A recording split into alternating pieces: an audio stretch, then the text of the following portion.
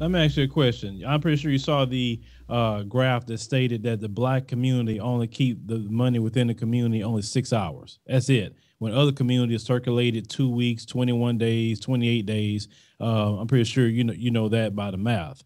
I think whites are 14 days, not mistaken. I think the last one was Asians. I think Jewish people was 21 days, if I'm not mistaken. I'm pretty Yeah, sure you saw that graph. yeah.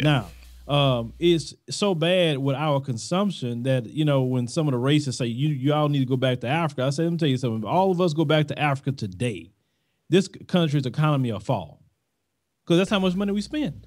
Yeah. Oh, yeah. Well, people say that black people don't have the ability to create their own jobs, and that's just not, or they don't have the ability to create jobs. But that's not true. Actually, we create a lot of jobs for other people. Hmm. Dr. Claude Anderson talks about this a lot. If you read Powernomics, things like that. Basically, black people are compared to the wildebeest in Africa. He has a perfect analogy where he says that every year in the massive wildebeest migration, it's an amazing thing to watch. It's literally millions of wildebeest going across Africa. He said when the wildebeest are going across Africa, all the predators line up because they know that it's going to be time to eat. They know that when the wildebeest come through, they're going to, the alligators, the lions, everybody is ready to eat. And black people are the same way. When we get money, we don't hold money. We don't keep money in our community. We are looking to find the closest white man that we could give our money to. And we don't care if he's white, Asian, or Arab, or whatever. We'll just give the money away because we're not really thinking that long-term thing. Listen to how people talk about their taxes.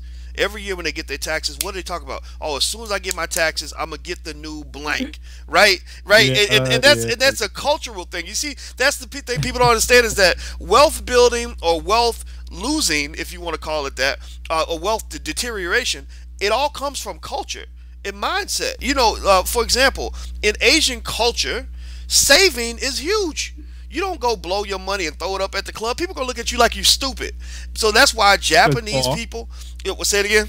because you all stupid. Exactly, exactly. So Japanese people, Chinese people, they have some of the highest savings rates in the world because that's just part of their culture. Period. Hmm. Um, African Americans, unfortunately, our culture is throwing money away.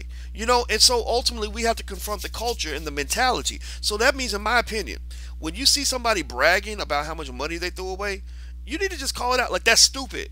Like really, or even when I talk about the whole baby daddy thing, with guys making 10, 12 kids, I'm like, if that's your son, tell him that he's stupid. Jump in his, excuse my French, jump on his case for that. Like, don't just sort of act like it's okay just because that's your cousin. Because that's the thing, black folks, we don't like to critique each other. We don't like to challenge each other.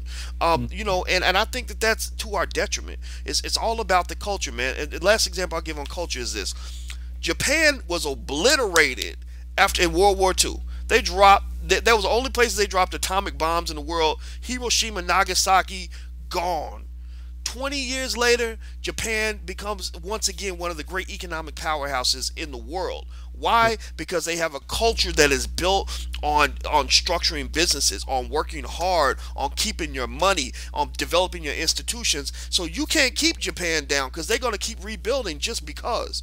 And that's what we have to do as a people. But in order for us to rebuild with our